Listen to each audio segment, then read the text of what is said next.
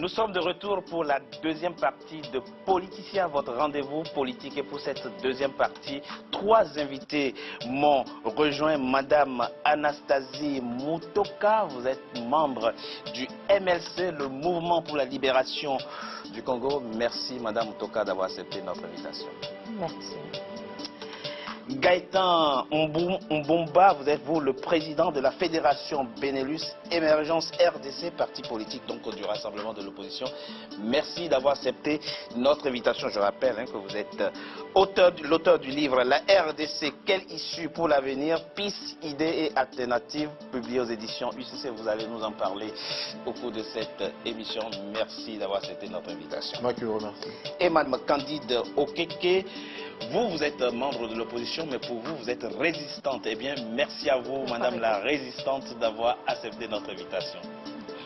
Madame Okeke, que pensez-vous donc de l'accord qui a été signé ce 31 décembre 2016, à la fois par le Rassemblement de l'opposition et la majorité? Écoutez, c'est un accord de plus. Nous en avons répertorié. Je suis de la PARECO, l'Alliance des Patriotes pour la refondation du Congo. Comme je vous ai dit, je suis réservant de très près, évidemment, tout ce qui se passe en République démocratique du Congo. Oui. C'est que nous avons répertorié depuis au moins 1997 plus d'une vingtaine de dialogues qui n'ont abouti à rien. Et celui-ci, arrêter de dialoguer. Non, bien, on peut dialoguer, mais il faut voir le contexte. Il faut que le problème qu'il y a de fond là, qui fait que même ce dialogue-là, ces accords-là n'apporteront rien, c'est qu'il y a un mauvais diagnostic qui a été posé en République démocratique du Congo. Tant qu'on continue à partir de ce mauvais diagnostic, le bon diagnostic, oui, s'il vous plaît. Écoutez, qu'on nous explique pourquoi il y a 40 000 militaires rwandais au sein de notre armée, pourquoi il y a 50 généraux rwandais au sein de notre armée, qu'on nous explique pourquoi les FDLR qui sont à l'est de la République démocratique du Congo, qui sont là depuis des années, qui sont déjà vieux d'ailleurs, dont on n'arrive toujours pas à nous donner le chiffre, pourquoi, alors qu'ils sont dans une zone enclavée, la MONUSCO, avec les drones dont ils disposent, avec la force d'intervention rapide qui se trouve là, pourquoi on n'a toujours pas résolu le problème? Donc la réalité est ailleurs. Alors tout ce qu'on est en train de nous faire là, ce sont des comédies qui n'apporteront rien. Et là où je peux vous dire, puisqu'on parle d'inclusivité, n'est-ce pas, pourquoi ça n'aboutira pas? Parce que si on veut une vraie inclusivité, on doit s'assurer que la population est d'accord avec ce qui est en train de se passer. Pourquoi ça n'aboutira pas? On suit ce sujet de la rédaction signée Idelette Mirabel Bissou et on en parle après. Madame Okeke. C'est le 31 décembre 2016 que l'accord politique entre l'opposition et le pouvoir a été signé en République démocratique du Congo. La conférence épiscopale nationale du Congo, SENCO, qui était au centre des négociations, indique, entre autres points de l'accord, le maintien au pouvoir du président Joseph Kabila jusqu'au 31 décembre 2017 ou plus tard. Cet accord en vigueur depuis la date de signature doit poser les jalons de la congestion du pays après la fin du mandat du président Joseph Kabila le 20 décembre 2016. Nous avons convenu de discuter d'un arrangement particulier sur la composition du Conseil national de suivi de l'accord et du processus électoral, le mode de désignation des 28 membres de cet organe et la composition du gouvernement de transition. Pour préserver l'intérêt national, l'opposant Moïse Katumbi a demandé à l'opposition politique congolaise de faire en sorte qu'il ne soit plus l'objet de blocage de cet accord politique. Pour rappel, le sort de l'ex-gouverneur du Katanga était l'un des derniers blocages des pourparlers directs entre la principale plateforme de l'opposition et les signataires de l'accord du 18 octobre 2016. Il a été également accordé à l'opposition la possibilité de faire le bilan de ses délégués au sein de la Commission électorale nationale indépendante. En ce qui concerne les mesures de décrispation politique, seuls 4 des 7 prisonniers et exilés politiques pourraient trouver une issue favorable. Le document consacre aussi la mise en place d'un gouvernement d'union nationale. Le compromis politique trouvé prévoit la création d'une structure chargée de suivre la mise en œuvre. Il s'agit du comité national de suivi de l'accord. La direction de ce comité de suivi a été confiée à Étienne Tshisekedi, président du Conseil des sages du Rassemblement de l'opposition politique congolaise. Il sera aussi chargé de surveiller l'évolution du processus électoral en RDC. Tshisekedi qui assure le Conseil national de suivi qui devra évaluer le processus électoral, évaluer le même gouvernement, qui devra évaluer également le niveau des recettes qu'ils auront mobilisées pour l'organisation des élections. Et ça, c'est un défi qui n'est pas facile parce que le problème qui a divisé, c'était la question principale du processus électoral. Et donc, cette question est aujourd'hui entre les mains du rassemblement. Cet accord politique entre le pouvoir et l'opposition qui se veut global enregistre tout de même 10 signatures manquantes. Une situation qui pose la question du caractère inclusif de cet accord, étant donné que 10 délégués de l'opposition n'ont pas apposé leur signature sur le document. Les signatures manquantes dans cet accord sont entre autres celles des représentants du mouvement de libération du Congo MLC, de l'ancien vice-président de la République Jean-Pierre Bemba, actuellement détenu à la haie pour crimes contre l'humanité, et une frange minoritaire de l'opposition.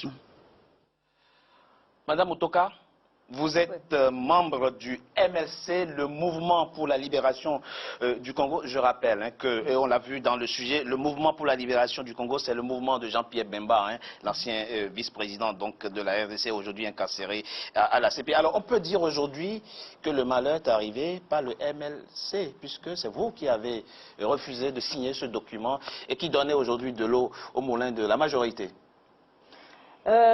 Disons que oui, MLC a refusé de signer le document. Pour quelle raison? Mais le MLC a refusé parce que cet accord est conclu entre les deux poids lourds.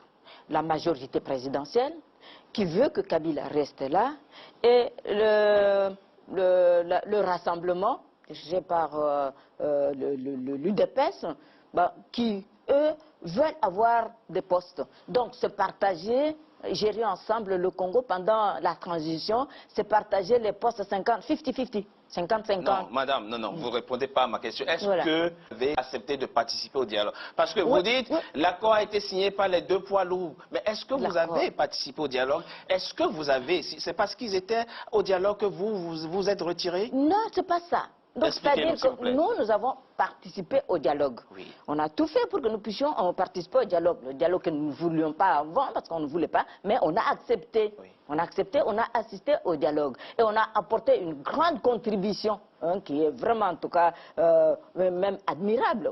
Ça s'est vu, nous avons participé jusqu'à la fin. Mais le problème qui est là, c'est que l'accord, on s'est accordé pour se partager quelque chose. Qu'est-ce que vous avez exigé que vous n'avez pas obtenu? Exigé. Donc nous avons dit, nous ne partons pas. Voilà, nous ne partons pas à la négociation, au dialogue pour nous partager les postes. C'était ça. Les postes, c'est-à-dire gérer la transition. Nous ne voulons pas devenir des ministres, nous ne voulons pas ceci, c'est ça. Nous ne voulons pas ça. Voilà, nous ne voulons pas. Alors, qu'est-ce que vous voulez? Pour nous, le front pour le respect de la Constitution. Donc MNC, avec le Front pour le respect de la Constitution, il était convenu que le président et toute la République devraient respecter la Constitution. C'est-à-dire, concrètement, dites-nous aujourd'hui. La Constitution, c'est-à-dire que Kabila est maintenant illégitime.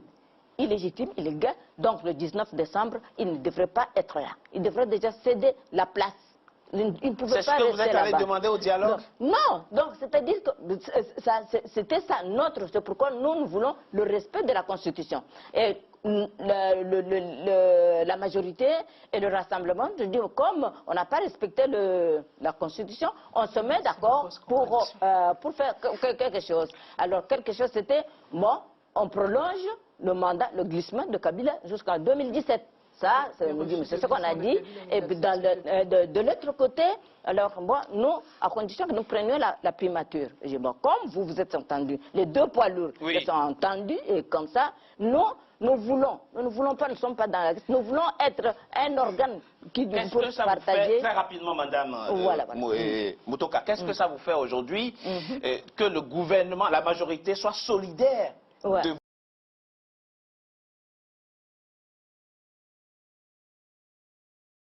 de votre mouvement, puisque la majorité dit, puisque le MLC, donc votre mouvement, n'a pas signé cet accord, il n'est pas inclusif, donc nous l'avons signé sous réserve.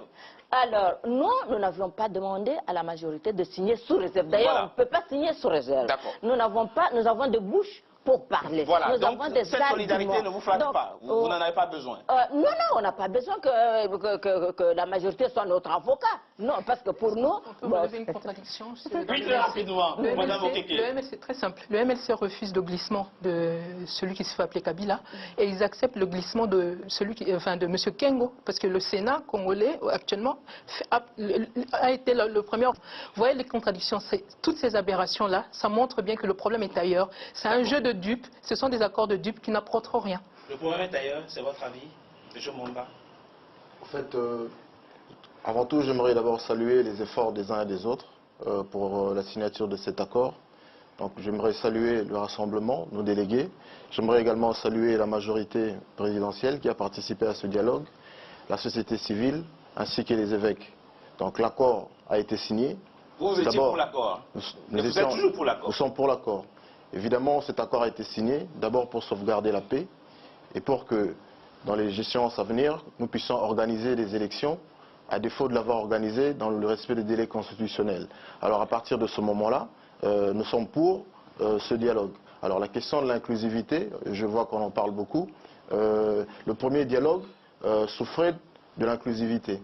Parce que nous, rassemblement, nous en faisons pas partie. Nous avions dit que ce dialogue n'était pas inclusif. Raison pour laquelle ce deuxième dialogue a été convoqué. Nous y avons participé. Et le MLC également a participé. Vous avez même obtenu la présidence du comité de suivi qui sera installé. Tout à fait. Le comité de suivi de l'applicabilité des résolutions donc, issues de cet accord est indispensable pour justement surveiller l'applicabilité du contenu de cet accord. Parce que le plus dur, ce n'est pas forcément de signer cet accord, mais c'est plutôt de le respecter, de l'appliquer. Et donc, à côté de signer, moi je ne vais pas être un prophète de malheur, j'apporte toute ma bénédiction à cet accord, mais à côté, je dis qu'il faut faire preuve de beaucoup de vigilance et de prudence pour que cet accord soit effectivement respecté et appliqué. Alors aujourd'hui, le MLC et ses alliés n'ont pas certes signé, mais rien ne dit que demain, le MLC ne reviendrait pas pour signer. Donc je souligne ici que les évêques sont en train d'entreprendre une démarche pour faire résonner le MLC, afin que le MLC puisse signer cet accord comme tous les autres partis d'opposition. Madame Okeke, il faut rester vigilant, dit-il, mais il faut aussi avoir le sens du sacrifice. Moïse Katumbi, l'opposant Moïse Katumbi, avait demandé, et c'est grâce à lui aussi que cet accord a été signé, que abstraction soit faite de sa personne et de son sort pour que la paix revienne en RDC. Est-ce que c'est une démarche que vous comprenez, à laquelle vous pouvez aussi vous adhérer? Moïse Katumbi, dans l'échiquier politique congolais aujourd'hui, c'est un des plus grands imposteurs après celui qui se fait appeler Kabila. Pourquoi? Je peux vous donner les références. Il y a une interview de Moïse Katumbi dans laquelle il dit lui-même qu'il est d'origine zambienne. Il n'arrête pas de nous chanter qu'il faut respecter la Constitution, etc. Mais la Constitution congolaise ne lui permet pas, en l'état, de se présenter, de postuler même aux élections présidentielles. Donc quand Moïse Katumbi est en train de nous faire cette espèce de comédie, il a contribué à quoi? Nous sommes déjà dans un régime d'imposture, d'occupation. Ils veulent aller aux élections. On est en train d'embrouiller les Congolais inutilement. Et le problème qu'il y a aujourd'hui, je ne veux même pas m'étaler sur le cas de Moïse Katumbi, parce que je me dis... c'est pas l'objet d'ailleurs. Voilà, donc vraiment, ce sont des simagrées inutiles. Il y a des gens aujourd'hui qui sont dans les prisons chez nous, hein, pour moins que rien, ils sont enfermés. Pourquoi on fait un tel cas de cette personne qui lui-même a déjà reconnu qu'il n'était pas d'origine congolaise? Non seulement ça, il a contribué même à la vente d'uranium et tout ça avec quelqu'un comme Kabila. Ce sont des criminels tous les deux. Quel est aujourd'hui, selon vous, le schéma de sortie? Le schéma de sortie, c'est commencer par poser le bon diagnostic. La constance en RDC, ça a été les pillages, les viols. On ne peut pas dire, j'ai entendu tout à l'heure, on dit démocratie, l'occupation, ça doit être traité en second. Pas du tout. Il y a des gens aujourd'hui, regardez, je vous pose une question simple. Quelqu'un qui veut aller aux élections aujourd'hui, il va aller faire campagne à l'est de la RDC. Il va dire aux gens, votez pour moi. Mais ces gens vont dire, monsieur, on aimerait être ne fût-ce que vivant le jour des élections. Ce n'est même pas garanti. Donc il faut revenir à la base. À Sainte-Cité, on avait promis aux Congolais qu'ils auraient la paix. La paix n'est pas revenue. On continue à tuer, à violer les Congolais. Et on nous parle d'élections. C'est complètement aberrant. Il n'y a aucun pays au monde où on pourra accepter ce genre de choses, sauf plus de la question prioritaire, selon vous, c'est la question de l'occupation, la souveraineté, la question de souveraineté. Madame Otoka, le MLC, qu'est-ce que vous êtes aujourd'hui prêt à faire? Puisque la majorité dit, si vous ne signez pas, il n'y aura pas d'accord véritable. Vous êtes prêt à signer l'accord? Si oui, quelle est votre condition aujourd'hui? Mis à part la question de Kabila doit quitter le pouvoir. Vous savez très bien que c'est plus possible. Il est là, il sera là jusqu'à l'élection prochaine du nouveau président. Voilà. Nous, notre réponse est claire. Madame Otoka. Est claire. Oui. Bon. Alors, si Kabila est là jusqu'en 2017, d'accord. On a travaillé ensemble pour faire passer simplement non, prend la primature, très bien, pour la gestion, ils gèrent ensemble. Et nous, nous voulons être le contrôleur. Juste ça pour voir ce qui va se passer. Donc, faire partie du comité de suivi pour voir, ils ont signé, parce que la Constitution a été signée, ça n'a pas été respecté par la même... si aujourd'hui on vous fait une place au sein du comité de suivi, si on fait une place au MLC, vous accepterez mais oui, signer. Sûrement. Et puis, nous ne disons même pas aux gens de ne pas, disons, appliquer l'accord. Parce que nous n'avons pas signé, disons qu'ils peuvent directement appliquer ça, nous sommes pour qu'ils puissent appliquer. Mais vous pensez que l'élection présidentielle peut avoir, les élections peuvent avoir lieu d'ici le 31 décembre 2017? Très rapidement, ce sera la dernière question pour qu'on marque une courte pause. Dites-nous, que pensez-vous aujourd'hui de ce calendrier électoral, du moins de ce délai fixé, le 31 décembre 2017, pour avoir de nouvelles élections en RDC? C'est tenable le délai, selon vous? Oui, c'est tenable réellement si on respecte, on applique l'accord comme c'était dit là, en respectant le calendrier qu'on aurait. Madame Okeke, très rapidement, c'est un délai tenable à vos yeux? C'est une aberration. Il y a des préalables qui ont été fixés depuis Sun City, qui n'ont jamais été... Non, je ne vais même pas rentrer dans les détails, je vous dis juste les 5 préalables fixés depuis Sun City pour organiser des élections n'ont jamais été tenus. Je prends un exemple simple, le recensement, etc. On ne sait pas en quelques mois qu'on va y arriver. L'argent qu'ils n'avaient pas pour organiser des élections pendant tout le mandat, soi-disant, passé, ils vont le trouver là en quelques mois pour... Non, c'est aberrant. Et puis, celui qui se fait appeler Kabila, lui, son objectif, ça a été de gagner du temps, de traîner en longueur. Et il s'est trouvé quelques complices, notamment l'UDPS et MLC apparemment aussi. Merci à vous d'avoir participé à cette deuxième partie. Quel sera le sort réservé à l'accord signé ce 31 décembre 2016? On en parle dans la troisième et dernière partie de notre émission après une courte pause. À tout de suite.